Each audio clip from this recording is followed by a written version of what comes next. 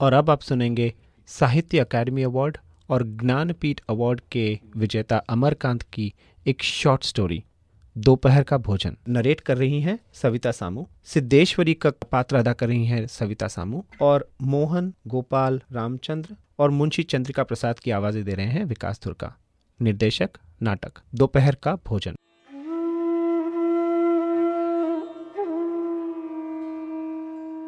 सिद्धेश्वरी ने खाना बनाने के बाद चूल्हे को बुझा दिया और दोनों घुटनों के बीच सर रखकर शायद पैर की उंगलियां या जमीन पर चलते चींटे चींटियों को देखने लगी। अचानक उसे मालूम हुआ कि बहुत देर से उसे प्यास नहीं लगी है। वह पियक्कड़ की तरह उठी और मटके से लोटा भर पानी लेकर गट गट चढ़ा गई। खाली पानी उसके कलेजे में लग गया और वह हाय राम कहकर वहीं जमीन पर लेट गई। आधे घंटे तक वहीं उसी तरह पड़ी रहने के बाद उसके जी में जी आया। वह बैठ गई, आंखों को मलमल कर इधर उधर देखा और फिर उसकी दृष्टि कुटिया में अध टूटे खाट पर सोए अपने 6 वर्षीय लड़के प्रमोद पर जम गई। लड़का नंग धड़ंग पड़ा था। उसके गले तथा छाती की हड्डियां साफ दिखाई देती थी। उसके हाथ पैर बासी ककड़ियों की तरह सूखे तथा बेजान पड़े थे और उसका पेट हंडिया की तरह फूला हुआ था। उसका मुंह खुला हुआ था और उस पर अनगिनत मक्खियां उड़ रही थी। वह उठी, बच्चे के मुंह पर अपना एक फटा गंदा ब्लाउज डाल दिया और 1 आध मिनट सुन खड़ी रहने के बाद बाहर दरवाजे पर जाकर किवाड़ की आड़ से गली निहारने लगी। 12 बज चुके थे। धूप अत्यंत तेज थी और कभी 1-2 व्यक्ति सिर पर तौलिया या गमछा रखे हुए या मजबूती से छाता ताने हुए फुर्ती से गुजर जाते। 10-15 मिनट तक वह उसी तरह खड़ी रही। फिर उसके चेहरे पर व्याकुलता फैल गई और उसने आसमान तथा कड़ी धूप की ओर चिंता से देखा। 1-2 क्षण बाद उसने सिर को किवाड़ से काफी आगे बढ़ाकर गली के छोर की तरह निहारा तो उसका बड़ा लड़का रामचंद्र धीरे धीरे घर की ओर सरकता नजर आया। उसने फुर्ती से एक लोटा पानी कुटिया की चौकी के पास नीचे रख दिया और चौके में जाकर खाने के स्थान को जल्दी जल्दी पानी से लीपने पोतने लगी।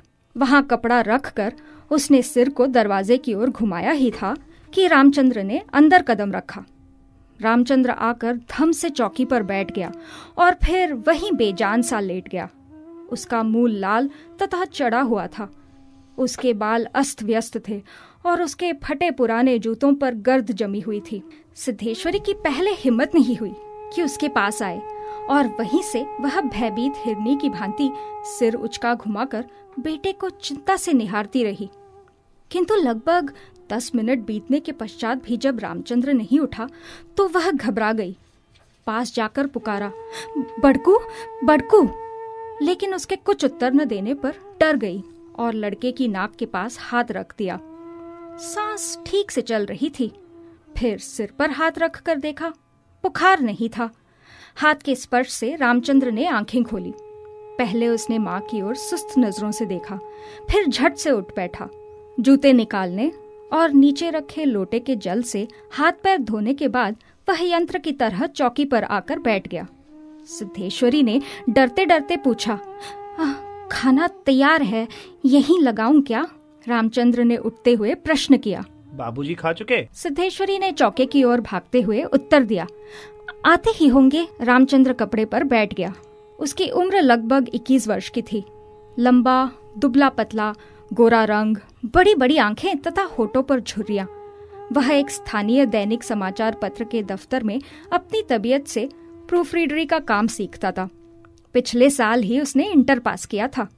सिद्धेश्वरी ने खाने की थाली सामने लाकर रख दी और पास ही बैठकर पंखा करने लगी। रामचंद्र ने खाने की ओर उपदेशक की भांति देखा। कुल 2 रोटियां, भर कटोरा दाल और चने की तली तरकारी। रामचंद्र ने रोटी के प्रथम टुकड़े को निगलते हुए पूछा, मोहन कहाँ है? बड़ी कड़ी धूप हो रही है। मोहन सिद्धेश्वरी का मंझला लड़का था। उम्र 18 वर्ष थी और वह इस साल हाई स्कूल का प्राइवेट इम्तिहान देने की तैयारी कर रहा था। वह न मालूम कब से घर से गायब था और सिद्धेश्वरी को स्वयं पता नहीं था कि वह कहाँ गया है। किंतु सच बोलने की उसकी तबीयत नहीं हुई और झूठ मूठ उसने कहा, किसी लड़के के यहाँ पढ़ने गया है, आता ही होगा। दिमाग उसका बड़ा तेज है और उसकी तबीयत 24 घंटे पढ़ने में ही लगी रहती है। हमेशा उसी की बात करता रहता है। रामचंद्र ने कुछ नहीं कहा। एक टुकड़ा मुंह में रखकर भरा गिलास पानी पी गया, फिर खाने लग गया। वह काफी छोटे छोटे टुकड़े तोड़कर उन्हें धीरे धीरे चबा रहा था। सिद्धेश्वरी भय तथा आतंक से अपने बेटे को एकटक निहार रही थी।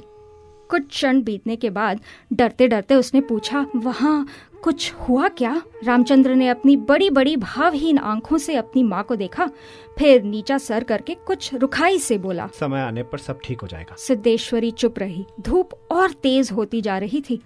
छोटे आंगन के ऊपर आसमान में बादल में एक दो टुकड़े पाल की नावों की तरह तैर रहे थे। बाहर की गली से गुजरते हुए एक खड़खड़िया इक्के की आवाज आ रही थी और खाट पर सोए बालक की सांस का खर खर शब्द सुनाई दे रहा था। रामचंद्र ने अचानक चुप्पी को भंग करते हुए पूछा, प्रमोद खा चुका? सिद्धेश्वरी ने प्रमोद की ओर देखते हुए उदास स्वर में उत्तर दिया, हाँ खा चुका। रोया तो नहीं था? सिद्धेश्वरी फिर झूठ बोल गई, आज तो सचमुच नहीं रोया। वह बड़ा ही होशियार हो गया है। कहता था बड़का भैया के यहाँ जाऊंगा। ऐसा लड़का। पर वह आगे कुछ न बोल सकी, जैसे उसके गले में कुछ अटक गया।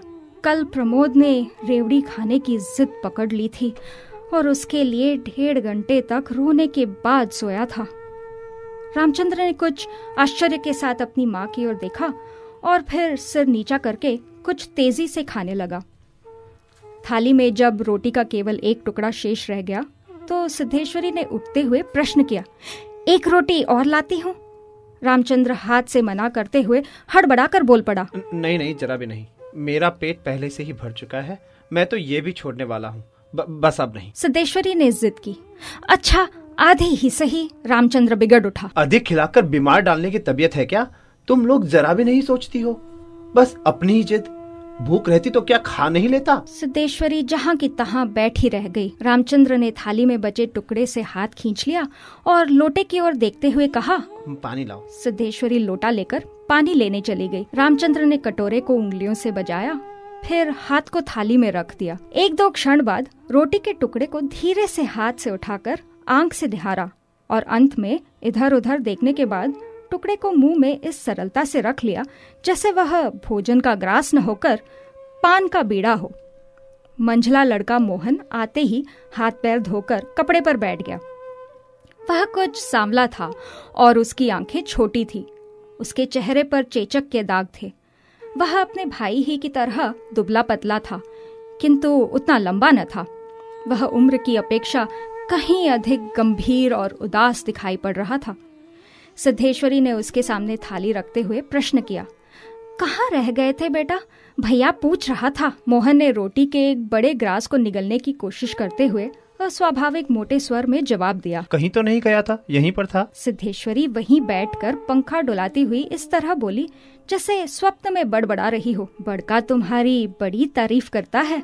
कह रहा था मोहन बड़ा दिमागी होगा, उसकी तबीयत 24 घंटे पढ़ने में ही लगी रहती है। यह कहकर उसने अपने मंझले लड़के की ओर इस तरह देखा जैसे उसने कोई चोरी की हो। मोहन अपनी माँ की ओर देखकर फीकी हंसी हंस पड़ा और फिर खाने में जुट गया। वह परोसी गई 2 रोटियों में से एक रोटी, कटोरी की 3/4 दाल तथा अधिकांश तरकारी साफ कर चुका था। सिद्धेश्वरी की समझ में नहीं आया कि वह क्या करे। इन दोनों लड़कों से उसे बहुत डर लगता था। अचानक उसकी आंखें भर आईं। वह दूसरी ओर देखने लगी। थोड़ी देर बाद उसने मोहन की ओर मुंह फेरा तो लड़का लगभग खाना समाप्त कर चुका था। सिद्धेश्वरी ने चौंकते हुए पूछा, एक रोटी देती हूँ? मोहन ने रसोई की ओर रहस्यमय नेत्रों से देखा, फिर सुस्त स्वर में बोला, नहीं। सिद्धेश्वरी ने गिड़गिड़ाते हुए कहा, नहीं बेटा, मेरी कसम, थोड़ी ही ले लो। तुम्हारे भैया ने 1 रोटी ली थी। मोहन ने अपनी माँ को गौर से देखा, फिर धीरे धीरे इस तरह उत्तर दिया जैसे कोई शिक्षक अपने शिष्य को समझाता है, नहीं रे बस, अव्वल तो मुझे भूख नहीं है, फिर रोटियां तूने ऐसी बनाई है कि खाई नहीं जाती, न मालूम कैसी लग रही है। खैर अगर तू चाहती है तो कटोरे में थोड़ी दाल दे दे, दाल बड़ी अच्छी बनी है। सिद्धेश्वरी से कुछ कहते न बना और उसने कटोरे को दाल से भर दिया। मोहन कटोरे को मुंह लगाकर सुड़ सुड़ पी रहा था कि मुंशी चंद्रिका प्रसाद जूतों को खसखस घसीटते हुए आए और राम का नाम लेकर चौकी पर बैठ गए। सिद्धेश्वरी ने माथे पर साड़ी को कुछ नीचे खिसका लिया और मोहन दाल को एक सांस में पीकर तथा पानी के लोटे को हाथ में लेकर तेजी से बाहर चला गया। 2 रोटियां, कटोरा भर दाल, चने की तली तरकारी। मुंशी चंद्रिका प्रसाद पीढ़े पर पालती मारकर बैठे रोटी के एक एक ग्रास को इस तरह चुभला चबा रहे थे जैसे बूढ़ी गाय जुगाली करती थी। उनकी उम्र 45 वर्ष के लगभग थी, किंतु 50-55 के लगते थे। शरीर का चमड़ा झूलने लगा था। गंजी खोपड़ी आईने की भांति चमक रही थी। गंदी धोती के ऊपर अपेक्षाकृत कुछ साफ बनियान तार तार लटक रही थी। मुंशी जी ने कटोरे को हाथ में लेकर दाल को थोड़ा सुड़कते हुए पूछा, बड़का दिखाई नहीं दे रहा? सिद्धेश्वरी की समझ में नहीं आ रहा था कि उसके दिल में क्या हो गया है, जैसे कुछ काट रहा हो। पंखे को जरा और जोर से घुमाती हुई बोली, अभी अभी खाकर काम पर गया है, कह रहा था कुछ दिनों में नौकरी लग जाएगी। हमेशा बाबूजी बाबूजी किए रहता है। बोला बाबूजी देवता के समान है। मुंशी जी के चेहरे पर कुछ चमक आई। शर्माते हुए पूछा, क्या कहता था कि बाबूजी देवता के समान है? बड़ा पागल है। सिद्धेश्वरी पर जैसे नशा चढ़ गया था। उन्माद की रोगिणी की भांति बड़बड़ाने लगी। पागल नहीं है, बड़ा होशियार है। उस जमाने का कोई महात्मा है। मोहन तो उसकी बड़ी इज्जत करता है। आज कह रहा था कि भैया की शहर में बड़ी इज्जत होती है, पढ़ने लिखने वालों में बड़ा आदर होता है और बड़का तो छोटे भाइयों पर जान देता है। दुनिया में वह सब कुछ सह सकता है, पर यह नहीं देख सकता कि उसके प्रमोद को कुछ हो जाए। मुंशी जी दाल लगे हाथ को चाट रहे थे। उन्होंने सामने की ताक की ओर देखते हुए हंसकर कहा, बड़का का दिमाग तो खैर काफी तेज है। वैसे लड़कपन में नटखट भी था, हमेशा खेल कूद में लगा रहता था। लेकिन यह भी बात थी कि जो सबक मैं उसे याद करने को देता था उसे एकदम याद रहता था। असल तो यह है कि तीनों लड़के काफी होशियार हैं। प्रमोद को क्या कम समझती हो? यह कहकर वह अचानक जोर से हंस पड़े। मुंशी जी 1.5 रोटी खा जाने के बाद एक ग्लास से युद्ध कर रहे थे। कठिनाई होने पर एक गिलास पानी चढ़ा गए, फिर खर खर खांस कर खाने लगे। फिर चुप्पी छा गई। दूर से किसी आटे की चक्की की पुक पुक आवाज सुनाई दे रही थी और पास की नीम के पेड़ पर बैठा कोई कबूतर लगातार बोल रहा था। सिद्धेश्वरी की समझ में नहीं आ रहा था कि क्या कहे। वह चाहती थी कि सभी चीजें ठीक से पूछ लें, सभी चीजें ठीक से जान लें और दुनिया की हर चीज पर पहले की तरह सहजता से बात करें, पर उसकी हिम्मत नहीं होती थी। उसके दिल में जाने कैसा भय समाया हुआ था। अब मुंशी जी इस तरह चुपचाप खा रहे थे जैसे पिछले 2 दिनों से मौन व्रत धारण कर रखा हो और उसको कहीं जाकर आज शाम को तोड़ने वाले हों। सिद्धेश्वरी से जैसे नहीं रहा गया। बोली, मालूम होता है अब बारिश नहीं होगी। मुंशी जी ने एक क्षण के लिए इधर उधर देखा, फिर निर्विकार स्वर में राय दी, मक्खियां बहुत हो गई है। सिद्धेश्वरी ने उत्सुकता प्रकट की। फूफा जी बीमार हैं, कोई समाचार नहीं आया। मुंशी जी ने चने के दानों की ओर इस दिलचस्पी से दृष्टिपात किया जैसे उनसे बातचीत करने वाले हों। फिर सूचना दी, गंगाशरण बाबू की लड़की की शादी तय हो गई, लड़का MA पास है। सिद्धेश्वरी हठात चुप हो गई। मुंशी जी भी आगे कुछ नहीं बोले। उनका खाना समाप्त हो गया था और वे थाली में बचे कुचे दानों को बंदर की तरह बीन रहे थे। सिद्धेश्वरी ने पूछा, बड़का की कसम 1 रोटी देती हूँ, अभी बहुत सी हैं। मुंशी जी ने पत्नी की ओर अपराधी के समान तथा रसोई की ओर टेढ़ी आंखों से देखा। तत्पश्चात किसी छठे उस्ताद की भांति बोले, रोटी रहने दो, पेट काफी भर चुका है। अन्न और नमकीन चीजों से तबीयत ऊब भी गई है। तुमने व्यर्थ में कसम धरा दी। खैर कसम रखने के लिए ले रहा हूँ। गुड़ होगा क्या? सिद्धेश्वरी ने बताया कि हंडिया में थोड़ा सा गुड़ है। मुंशी जी ने उत्साह के साथ कहा, हाँ तो थोड़े गुड़ का ठंडा रस बनाओ, पीऊंगा।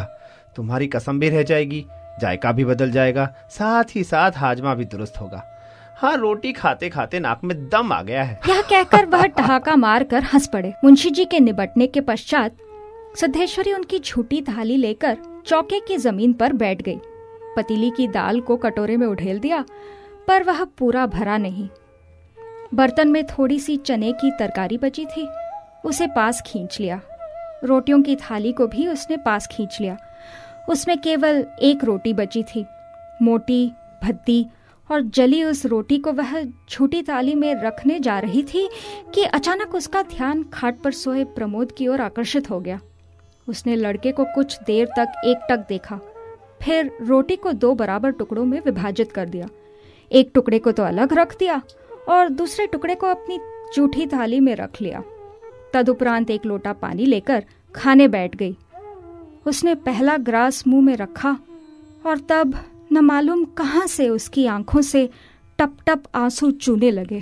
सारा घर मक्खियों से भन भन कर रहा था। आंगन की अलगनी पर एक गंदी साड़ी टंगी थी जिसमें पैबंद लगे हुए थे। दोनों बड़े लड़कों का कहीं पता नहीं था। बाहर की कोठरी में मुंशी जी औंधे मुंह होकर निश्चिंतता से सो रहे थे, जैसे 1.5 महीने पूर्व मकान किराया नियंत्रण विभाग की क्लर्की से उनकी छंटनी न हुई हो और शाम को उनको काम की तलाश में कहीं जाना न हो।